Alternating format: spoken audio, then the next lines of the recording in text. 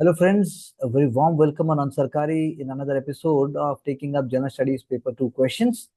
And we are continuing in full flow with respect to polity. You can see in the previous sessions also that we have taken up questions, but no question have been repeated. And secondly, they all are done in an examination like condition. So that whenever, wherever you want, if you focus adequately, then you are definitely going to learn. Otherwise, we always believe there is no shortcut to success. Confidence, clarity, integrity, and happiness can only help you to move forward. And as Swami Vivekananda said, strength is life, weakness is death. So we also believe जब तक लक्ष्य ना मिले रुकना मत. So Central Administrative Tribunal, which was established for redressal of grievances and complaints by or against central government employees, nowadays is exercising its powers as an independent judicial authority. So this is a very wonderful question, which must bring into aspect couple of illustrations from the last 2, 3, 4 years, and then this answer can be done in a beautiful way. CAD, a quasi-judicial body which ensures administrative efficiency that is allowed by its independent functioning. And one more line, you can just write it over there because any government employee comes to CAD when he is aggrieved, maybe because of political interference or maybe because his rights are, curtailed. So that is very important, right?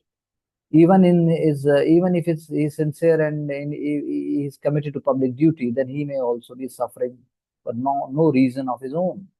That is very important in the beginning. So quick dispersal of cases, disability is not covered under UPSC CSC exam.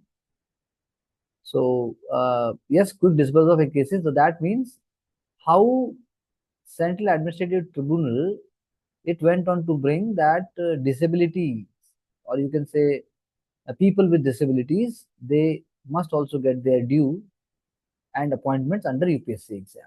ऐसा करके आपको लिखना चाहिए था, ये थोड़ा सा phrase और फ्रेमिंग गलत हो गया. Fulfilling the objective of the principle of natural justice सबके लिए है, वो तो मतलब कि वो पॉइंट बीच में नहीं आना चाहिए.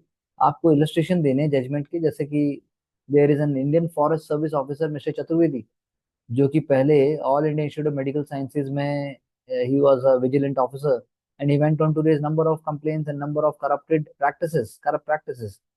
Then when he was transferred and he was not give a due promotion, then he went on to the CAT, and then he was repatriated to his parent cadre of Uttarakhand. Then also he continued his fight. तो आप ऐसा example देंगे आप. उसके अलावा और भी examples हैं सेंट्रल एडमिनिस्ट्रेटिव ट्रिब्यूनल के, जहाँ पर बहुत सारे एग्रीव्ड ऑफिसर्स को जाना होता है और वो फिर उनको न्याय मिलता है. तो आपने जनरल पॉइंट हो गया सीनियरिटी डिस्प्यूट. अब सीनियरिटी डिस्प्यूट तो वर्ड फिर से वही बात है, थोड़ा सा वेग हो गया.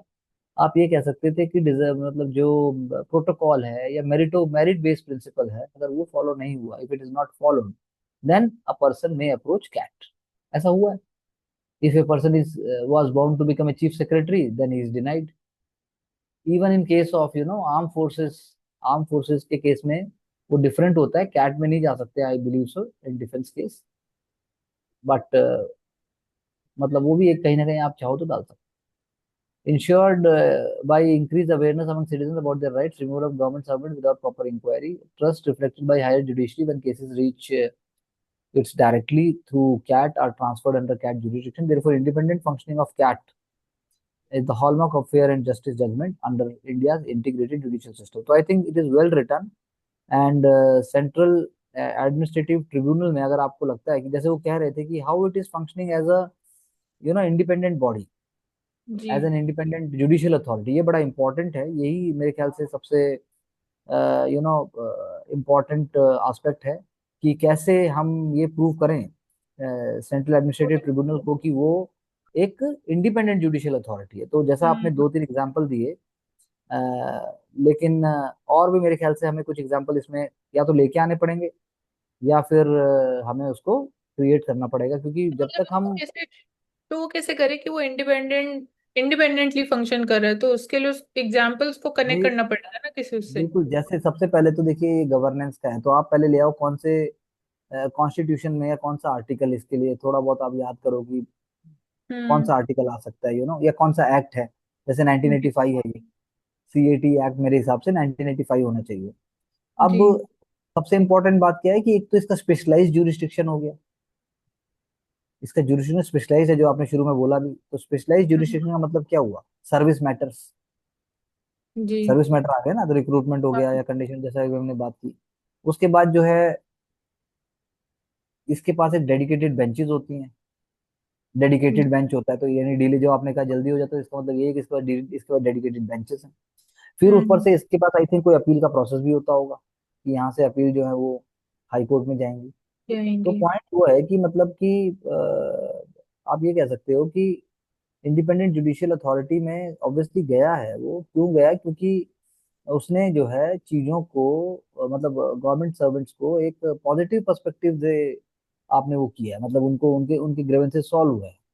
जी। आप मेरी बात समझ रहे हैं, जो नेचर ऑफ प्रोसीडिंग्स हैं, बेसिकली नेचर ऑफ प्रोसीडिंग्स वो एविडेंस बेस्ड होते हैं। और सबसे बड़ी बात क्या है, it is not bound by strict rules of evidence और प्रोसीजर, जी। मतलब उससे बाउंड नहीं है, फ्लेक्सिबल अप्रोच लेता है ये, यानी कि जो आपने नेचुरल। नेचुरल जस्टिस वाला अप्रोच वो है, और राइट टू अपील। तो लैंडमार्क जजमेंट है, जैसे आप कोई ना कोई केस देखो कि भाई जैसे मान लो किसी को कंपलसरी रिटायर कर दिया, जी। कैट ने बोला नहीं भाई रिटायर नहीं होगा, आपको रीजन आर्बिट्रेटिव सॉरी आर्बिट्रेरी या फिर जो भी वायलेटिव प्रिंसिपल्स की बात है, कैट उसको उठाने की बात जरूर करेगा। ये मेरा कहने का मतलब।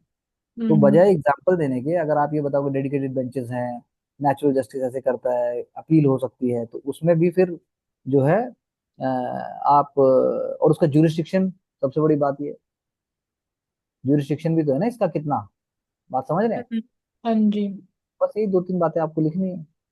इसके कंपोजिशन पे भी क्वेश्चन आ सकता है, क्योंकि चेयरपर्सन होता है, वाइस चेयरपर्सन होता है, और आई थिंक इसका अपॉइंटमेंट भी प्रेसिडेंट करेगा, हाँ जी। प्रेसिडेंट करता होगा, मैं क्यों दिव्या।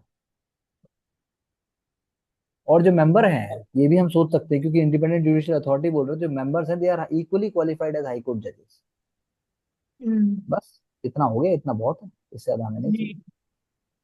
मेरे ख्याल से इतना भी अगर ले आते हैं, हाँ सर। और जैसे कि मैंने पहले बोला आर्म फोर्सेस में आएगा नहीं, हम्म। ना सुप्रीम कोर्ट आएगा, और आई थिंक ना पार्लियामेंट का स्टाफ आएगा। हाँ जी। बस हो गया। तो भले जी। कोर्ट केस याद ना हो, लेकिन थोड़ा सा एक लेवल और चाहिए था। चलिए आगे।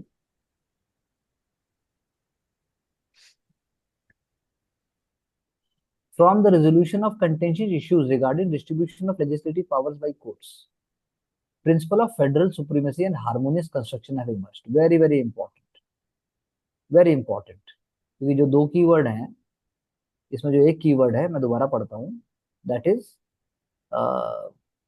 Principal, principle of federal supremacy, very important, है ना। जी। तो ये समझ में पहली बात समझ आना चाहिए कि प्रिंसिपल ऑफ फेडरल सुप्रीमेसी क्या है। ये हम्म। अगर हमें समझ आ, जैसे आपने लिखा, principal of federal supremacy and harmonious construction reflects the resolution of dispute between two provisions of hmm. constitution, rendering effective implementation of both without reducing the effect of her। चलो भाई ठीक है। लेकिन सबसे बड़ी बात यह जो वो कह रहा था, इसका मतलब ये है कि जो फेडरल सुप्रीमेसी का प्रिंसिपल क्या है, यानी कि हम अपने देश को किसी भी कॉस्ट के ऊपर कॉन्फ्लिक्ट अगर अराइज हो जाए, तो हम उसको टूटने की बात नहीं कर सकते किसी भी मैटर में। यानी नेशनल इंपॉर्टेंस की जहां बात आती है, तो हम नेशनल इंपॉर्टेंस की बात को आगे रखेंगे। और hmm. Supremacy of federal principle, federal supremacy का मतलब, प्रिंसिपल ऑफ फेडरल सुप्रीमेसी का मतलब ये भी हो सकता है that union laws will prevail over, you know union laws will prevail over state laws, मतलब बात समझ सर रहे हैं वो आप मेरी बात। फेडरलिज्म का वायलेशन होगा। नहीं तो बात ये नहीं है, फेडरल सुप्रीमेसी का मतलब ये नहीं है कि वायलेशन नहीं होगा। आप प्रिंसिपल ऑफ फेडरल सुप्रीमेसी, जब फेडरेशन की बात हो रही है तो उसके अंदर जब आप चूज करेंगे, union laws will always come over state laws. वो ये तो हाँ इसका सर इंटर, कॉन्करेंट लिस्ट के अंदर जैसे हाँ होता है। कंफर्म, यानी कि आपको इंटीग्रिटी और यूनिटी किसी भी कॉस्ट पे मेंटेनिंग करनी है, आपको क्योस से बचाना है देश हाँ को, जी। इसीलिए हार्मोनियस कंस्ट्रक्शन है ना। यानी हम्म। आपको आर्टिकल याद होने चाहिए कि कौन सा आर्टिकल है, जैसे कि डिस्ट्रीब्यूशन ऑफ लेजिस्लेटिव पावर्स कौन से जी। आर्टिकल से, ये हमें याद रहना चाहिए। तो हम्म। तब इस आंसर, ये आंसर मतलब बड़ा ही नॉलेज बेस्ड आंसर है। जुडिशियल इंटरप्रिटेशन ऑब्वियसली बहुत मैटर करता है। दूसरा जो उन्होंने स्टेटमेंट दिया वो दिया हार्मोनियस कंस्ट्रक्शन का। इसका मतलब ये है कि जब लॉ को ऐसे इंटरप्रेट करो जो आपने शुरू में लिखा है। जी। चलिए आगे। So those contentious issues included supremacy of fundamental rights or DPSP led to schedule of 1(9) of the Constitution under first Constitution Amendment 1951. For example, DPSP of Article 39(b) and C will not be void if it violates fundamental rights under Article 19 and 14. Supreme Court in Minerva Mills case 1980 case stated that both DPSP and fundamental rights are harmonious in nature and effect. Okay. Similarly, under Keshavanand Bharati case 1973, the doctrine of basic structure upheld the federalism as its part and resulted in federal supremacy as end objective. बहुत अच्छा लिखा. It can be seen through Schedule 7 of the Constitution along with the residuary powers with center. Therefore, both principles have allowed fluidity in functioning of Indian democracy, reducing contentious issues post facto. तो अच्छा है, आप point को लेके आ पाए हो.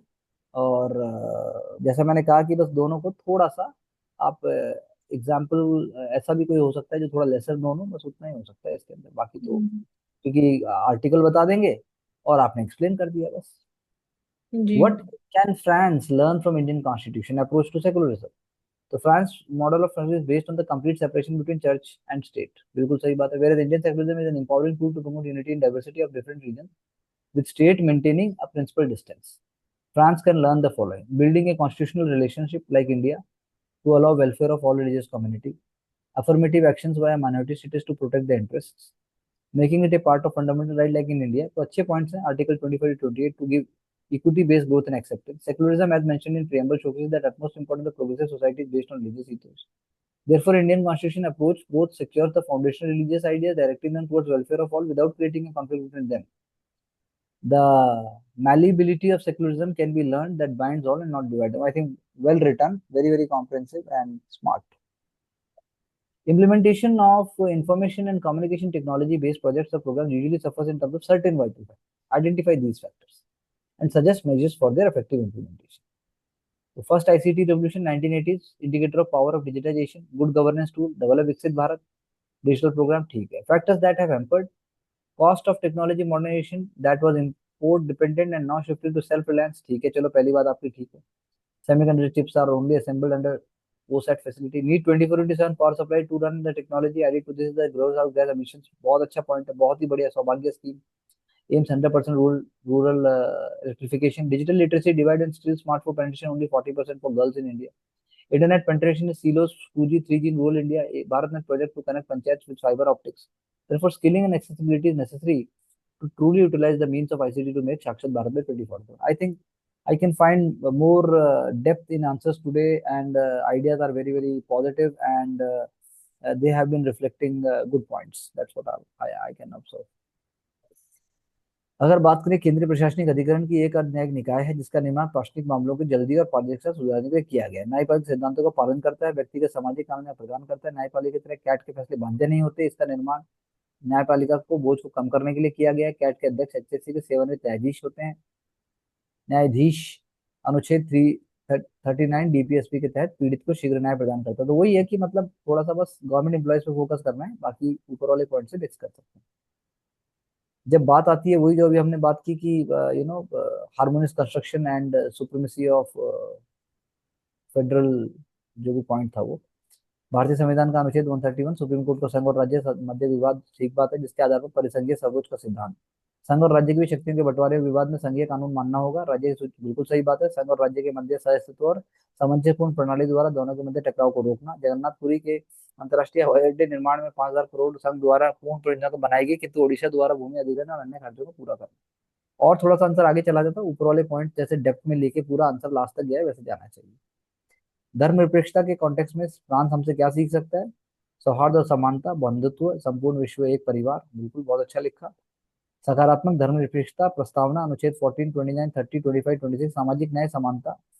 France और भारत के बहुआयामी संबंध है. फ्रांस के अल्पसंख्यकों के अधिकारों का संरक्षण, सकारात्मक भेदभाव हितों के हनन बन के बिना समानता के साथ सामाजिक सुरक्षा जो अल्पसंख्यक धार्मिक बहुलता को बढ़ाएगा. I think fair enough. ऊपर वाला मुझे ज्यादा सही लगा था, ये भी अच्छा है और पॉइंट्स बहुत अच्छे हैं. विकसित भारत 2047 लक्ष्य पूरा करने के लिए प्रौद्योगिकी का विकास ग्रामीण स्तर तक पहुंचाने के लिए जय जवान जय किसान जय विज्ञान. बहुत बढ़िया. 5G fifth largest economy, not 5G. केंद्रीय सूचना एवं प्रसारण मंत्रालय द्वारा आईसीटी परियोजना संसदीय समिति की समीक्षा करते हुए पहलुओं को कारक. डिजिटल साक्षरता की कमी आपने सबसे पहले बोला. डिजिटल इंडिया मिशन की बात आपने की, डीबीटी की बात आपने की, मनरेगा की बात आपने की, अपर्याप्त बुनियादी ढांचे की आपने बात की, बिजली और घर घर तक नल की सुविधा, इंटरनेट को जोड़ना, साइबर सुरक्षा बाधा. साइबर सुरक्षा, this is very important. Cyber fraud आना चाहिए था ऊपर भी. Cyber fraud is also one of the biggest factors that we missed out. So भाषाई आधार पे ये भी बहुत अच्छा था कि आपने जो है हर भाषा में भारत की जो जितनी भी वर्नाकुलर लैंग्वेजेस हैं उसके अंदर आप लेके आओ। तो ये दो तीन पॉइंट यहाँ के बहुत अच्छे हैं, वर्नाकुलर लैंग्वेजेस का और साइबर फ्रॉड का, ये दोनों पॉइंट हम ऐड कर सकते हैं। So now you can conclude, Mansi, first. So एक तो, हाँ जी, फोकसिंग अपॉन द आर्टिकल और एक्ट्स, लाइक ट्राइब्यूनल वाले आंसर में जो था। बाकी तो सर आई थिंक जैसे लैंग्वेज और थोड़ी सिंपल हुई है और उससे डेप्थ निकल के आई है, बिल्कुल, तो इस पर फोकस करना है। बस उसको आगे कंटिन्यू करना है। जी दिव्या, व्हाट यू से, व्हाट्स योर पॉइंट? सर जो सीएटी वाला भी था उसमें सर जो प्रैक्टिकल एग्जांपल्स है सर उनको लेकर आना और आंसर्स को थोड़ा और आगे तक लेके जाना सर। आ रहे हैं, हाँ, आगे तक ले जाओ, डीप तक ले जाओ। I think well written, practice makes a man perfect. That is a very good saying. With this idea and with this belief, we believe that success is always there, provided we all working in the same direction. And it may discourage, it may delay, but it will be not inevitable. Success तो मिलेगी ही जब आप अपनी पूरी दूरदर्शिता से सही तरीके से काम करते हैं। यही हमारा ध्येय है अंतर सरकारी के साथ, जिस पर हम पूरी तरह से प्रतिबद्ध हैं। धन्यवाद।